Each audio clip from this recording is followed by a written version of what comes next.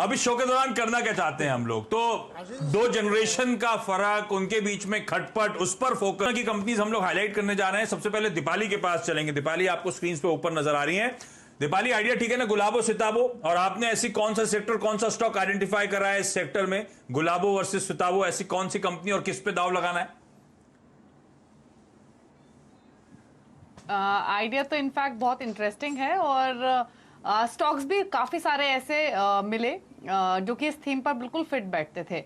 और जिस सेक्टर को पर मेरा ध्यान गया वो है रेलवे। और इजी गैस है, जब हम रेलवे की बात करते हैं तो पहले जो ट्रेडिशनल नाम हमारे जहन में आते थे वो टीटागढ़ वैगन या फिर टेक्स मैको रेल जैसे आते थे। लेकिन अब रेलवे स्टॉक्स की परफॉर्मेंस हो या फिर रेलवे स्टॉक्स को लेकर जो व्यू यूजुअली होता था वो पूरी तरीके से बदला आईआरसीटीसी ने। आप देखिए, ये अक्टूबर 2019 में लिस्ट हुई, 322 का इशू प्राइस था, 644 पर लिस्ट हुई और तब से लेकर कांस्टेंट मूवर रहा है। अभी भी अगर आप, हालांकि ये अपने 2000 के हाई से नीचे आ गया है मार्केट के साथ साथ, लेकिन उसके बावजूद भी आईपीओ से अब तक आप इसका मोमेंटम देखेंगे तो 180-190% के रिटर्न्स ये अभी भी डिलीवर कर रहा है। देखिए, इस पर दाव क्यों लगाना चाहिए, क्योंकि मोनोपोलिस्टिक पोजीशन में है ये कंपनी। टिकटिंग कारोबार हो, केटरिंग हो, ड्रिंकिंग, पैकेज ड्रिंकिंग वाटर हो, यहाँ पर कंपनी की काफी स्ट्रांग प्रेजेंस है। आप देखिए कि अगर इंटरनेट टिकटिंग की बात करेंगे तो 32% रेवेन्यू कंपनी को इस सेगमेंट से आते हैं, जहां पर 85% के ऑपरेटिंग मार्जिन है। कैटरिंग या फिर हॉस्पिटैलिटी सर्विसेज की बात करेंगे तो 40% रेवेन्यूज कंपनी यहां से ड्राइव करती है, यहाँ भी 11% के ऑपरेटिंग मार्जिन है। और पैकेज ड्रिंकिंग वाटर, रेडली के नाम से जो ये वाटर बॉटल सप्लाई करते हैं, 8% रेवेन्यू मिक्स है, 25% के ऑपरेटिंग मार्जिन है। देखिए आशीष, इंपॉर्टेंट ये है कि कंपनी जिस सेगमेंट में है वहां पर लीडर है, अकेली कारोबार कर रही है। इंडियन रेलवेज एक बड़ा नेटवर्क है जो कि ग्रेजुअली बढ़ ही रहा है धीरे धीरे। हर साल हम देखते हैं बजट में कुछ अनाउंसमेंट होती है तो उसका फायदा कंपनी को मिलेगा। एक और इंपॉर्टेंट बात कि जो मार्केट में कोविड-19 की वजह से जो प्रेशर आया, ऐसी ही कंपनी सर्वाइव या फिर स्ट्रॉन्गर ग्रो करेंगी जो कि काफी स्ट्रॉन्ग होंगी, और उस कैटेगरी में कंपनी फिट बैठती है क्योंकि आप देखिए डेट फ्री कंपनी है, कैश बैलेंस भी इनके पास लगभग 11.5 बिलियन के आसपास है, तो स्ट्रॉन्ग पोजीशन में है। जैसे जैसे लॉकडाउन ओपन होगा, वापस रेल सेवाएं शुरू होंगी, वैसे वैसे आप देखिए ये कंपनी भी वापस ग्रो करेगी। तो आईआरसीटीसी एक सिताबो स्टॉक की कैटेगरी में बिल्कुल फिट बैठता है। अब आपने, अच्छा, ये टसल उस मूवी में, गुलाबो सिताबो में, पूरी मूवी में आपको नजर आएगी, लेकिन उसका हमने सिर्फ उससे डिड्यूस करने की कोशिश करी कि हम भी स्टॉक मार्केट से गुलाबो सिताबो, वो अलग अलग जनरेशन के बीच में टसल को हाईलाइट करेंगे। हमने बदल ऐसा दिया कि हम जो न्यू जनरेशन कंपनीज हैं, जो एक्चुअली बाकी चैलेंज पोज कर रही हैं पुरानी ओल्ड जनरेशन कंपनीज को, या जिन्होंने बिजनेस करने का तरीका बदला है, उन स्टॉक्स को हम लोग हाईलाइट करेंगे। तो हमने रिड्यूस करके शो की लाइन उस पे ले गए हम लोग। तो ऐसा मूवी में कुछ नहीं हो रहा, मूवी तो खैर मैंने देखी भी नहीं है। लेकिन हाँ, आईआरसीटीसी, पहले रेलवे बजट आता था तो टीटागढ़ वैगन्स, टेक्समैको रेल, इस तरह की कंपनीज की बातचीत होती थी। अब कोई रेलवे स्टॉक्स को बात करता है तो आईआरसीटीसी जैसे काउंटर्स का नाम आता है। वो पुरानी जो कंपनीज, अब तो उनकी चर्चा तक नहीं होती है। इस तरह से तस्वीर बदली, और बिल्कुल सही है, आईआरसीटीसी वो कंपनी जिसमें दीपाली कह रही है कि यहां से दाव लगाने के अच्छे मौके हो सकते हैं, और वो दिख भी रहा है। तो ये लॉन्ग टर्म के लिहाज से मेरे ख्याल से ये बेहतर पिक हो सकता है आपको, अगर रेलवे स्टॉक्स पे दाव लगाना है। तो आपने वो देखा गुलाबो सिताबो, गुलाबो सिताबो की थीम पे जो हमने चुना है स्टॉक, उसका नाम है एफएल इंडिया। हम लोग कई बार इस पर बात कर चुके हैं, लेकिन दोबारा इसको इसलिए लिया है क्योंकि अपने ऊपरी स्तरों से काफ़ी नीचे करेक्ट होके आया है। इसका 52 वीक हाई 2300 रुपये था और इस समय ये 1450 रुपये ट्रेड कर रहा। तो एक रीज़न ये था दोबारा चुनने का, और दूसरा रीज़न था कि 2 दिन पहले इन्होंने एक सिंगापुर की कंपनी के साथ उसको खरीद लिया है। इन्होंने 66% स्टेक लिया, बाकी फिर 100% खरीदेंगे, तो इस वजह से लिया है। तो बहुत ही इंटरेस्टिंग कंपनी इसलिए लग रही है मुझे कि इस पूरे दौर में जो बिजनेस पैराडाइम शिफ्ट हो रहा है उसमें इसको बड़ा गेन हो रहा है। तो 2 सेगमेंट में काम करते हैं, कंज्यूमर सेगमेंट है, एक एंटरप्राइज सेगमेंट है। कंज्यूमर सेगमेंट में ये मोबाइल में डेटा एनालिटिक्स करते हैं, कंज्यूमर को ट्रांसफॉर्म करते हैं, ऑफलाइन ऑनलाइन के बीच में एक ब्रिज का काम करते हैं। तो ऐसे बहुत सारे काम जो रिटेलर्स के लिए बहुत इंपॉर्टेंट हैं और डिजिटल मीडिया में बहुत काम आते हैं, वो करते हैं रिटेल सेगमेंट के लिए। और इनके साथ बहुत सारी OEM यानी जो ओरिजिनल इक्विपमेंट मेकर है, हैंडसेट वाले, वो जुड़े हुए हैं इनसे। तो एक तो इनका बड़ा बिजनेस वो है। दूसरा, एंटरप्राइज एंटरप्राइज सर्विसेज में एंड टू एंड सोल्यूशन ये प्रोवाइड करते हैं कि यानी आप एक धंधा कर रहे हैं तो उसमें आपको एडवर्टाइजिंग, क्लाइंट और एनालिस्ट लेना है, लोगों को कैसे आकर्षित करना, वो सारा सोल्यूशन ये प्रोवाइड करते हैं। तो ये दोनों ही सेगमेंट इनके ज़ोरदार हैं और सबसे ज़्यादा रेवेन्यू इनका रिटेल सेगमेंट से आता है।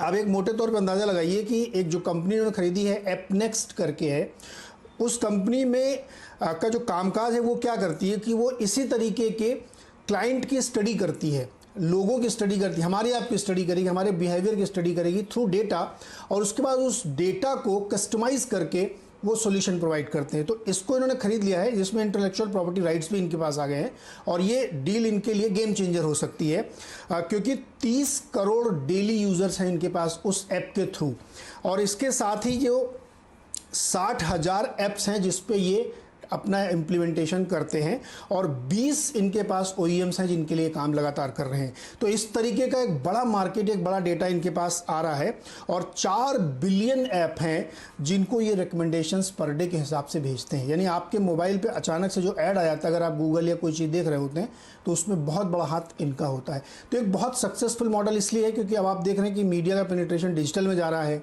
ज़्यादातर लोग उसका इस्तेमाल कर रहे हैं, और ये लॉकडाउन तो उसके लिए वरदान साबित हो रहा है। तो ये कंपनी ऐसी है जो आज की डेट में आपको बहुत वैल्यूएशन आप देखेंगे तो आपको हाई दिखेगा, लेकिन बहुत सस्ती इसलिए क्योंकि इसकी जो ग्रोथ है वो मल्टीपल में होगी। तो हमें लगता है कि इसको ध्यान में रखना चाहिए, और जब जिसको मौका मिले इसको शामिल करना चाहिए अपने हिस्से में।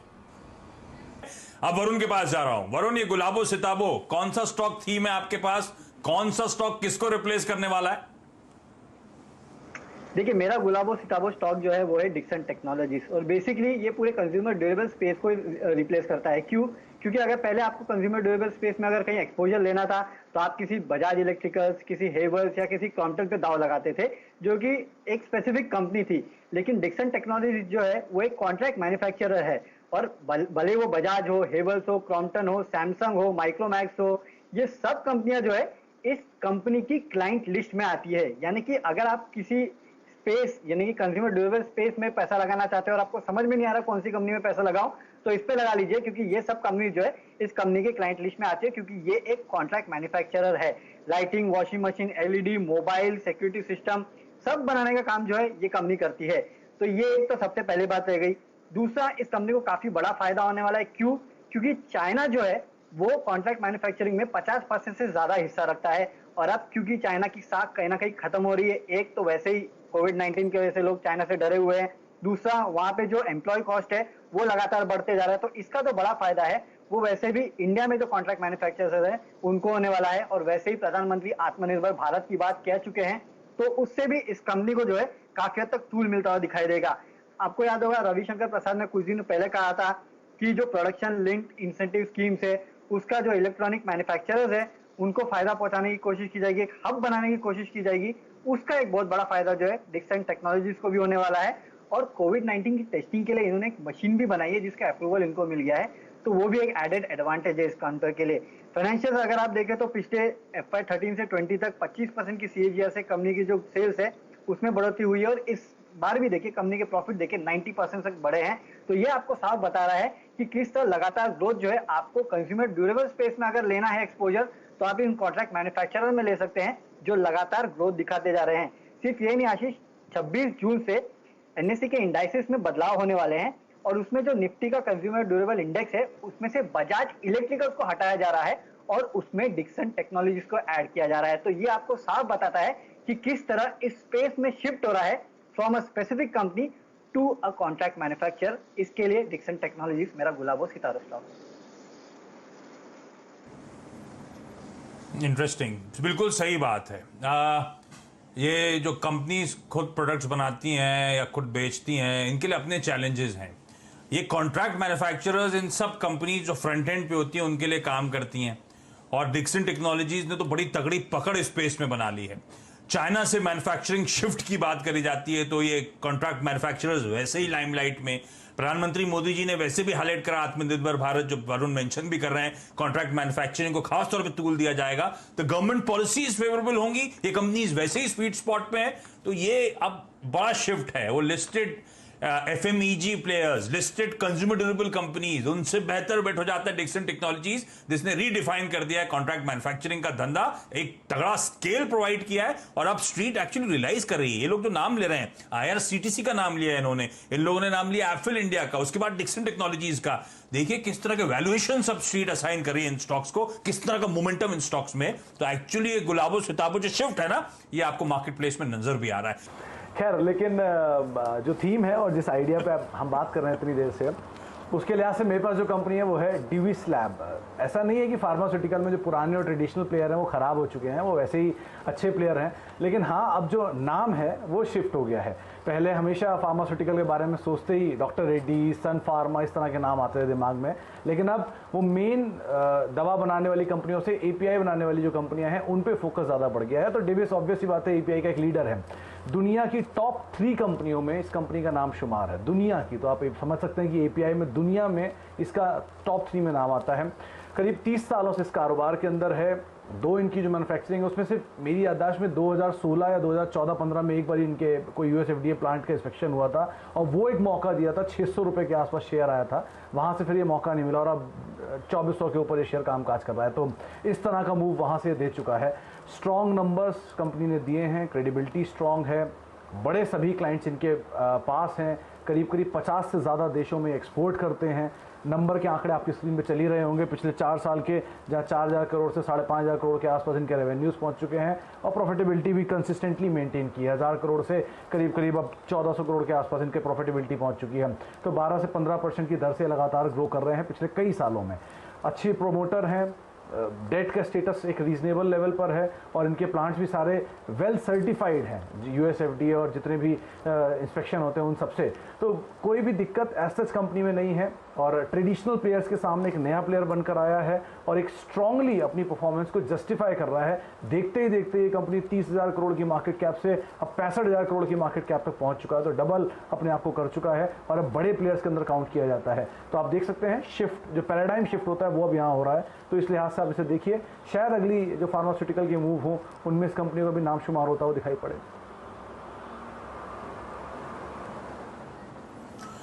बिल्कुल सही बात है। फार्मास्यूटिकल प्लेयर्स से जो कोर फार्मास्यूटिकल कंपनीज हैं उनसे बेहतर आपने नोटिस करा होगा एपीआई मैन्युफैक्चरर्स का performance. APIs active pharmaceutical ingredients इन फार्मा कंपनीज के लिए रॉ मटेरियल जो प्रोवाइड करने का काम, उसमें ज्यादा अच्छा ट्रैक्शन और दिवीज लेबोरेटरीज तो गजब का आउट परफॉर्मेंस दिखा रही है। इस स्टॉक को डाल पर रखिएगा, बिल्कुल फिट बैठता है हमारी थीम गुलाबो सिताबो में। क्विकली एक आखिरी थीम मैं हाईलाइट कर देता हूं, गैस स्टॉक्स। और इससे आज से पहले किसी को जब गैस कंपनीज पे दाव लगाना होता था तो गेल, कुछ लोग ओएनजीसी में भी एक्सपोजर लेते थे, पर आपने रियलाइज करा होगा कैसे इन स्टॉक्स की पिटाई हुई, कैसे बाजार अब वैल्यूएशन नहीं देता जो पहले एक बार तवज्जो दिया जाता था। अब कारोबार करने का, और अगर मुझे गैस कंपनीज का एक्सपोजर चाहिए तो अब वो सिटी गैस डिस्ट्रीब्यूशन कंपनी ज्यादा लाइमलाइट में आती हुई नजर आ रही हैं। तो वो कोई आईजीएल हो, कोई एमजीएल हो, कोई गुजरात गैस हो, कोई अदानी गैस हो, ये वो कंपनीज हैं जो अब ज्यादा बेहतर विकल्प हैं। तो अगर गैस स्टॉक्स का एक्सपोजर चाहिए तो आप जानते हैं ज्यादा बेहतर आउट परफॉर्मेंस, ज्यादा स्ट्रीट फोकस कहां पर है, कहां पे ज्यादा ग्रोथ के एवेन्यूज हैं। अच्छा, इन सब न्यू एज कंपनीज में से मैंने सिंगल आउट कर रहा है अदानी गैस, बाकी सारे के सारे नाम वैसे ही आपको अच्छे नजर आएंगे।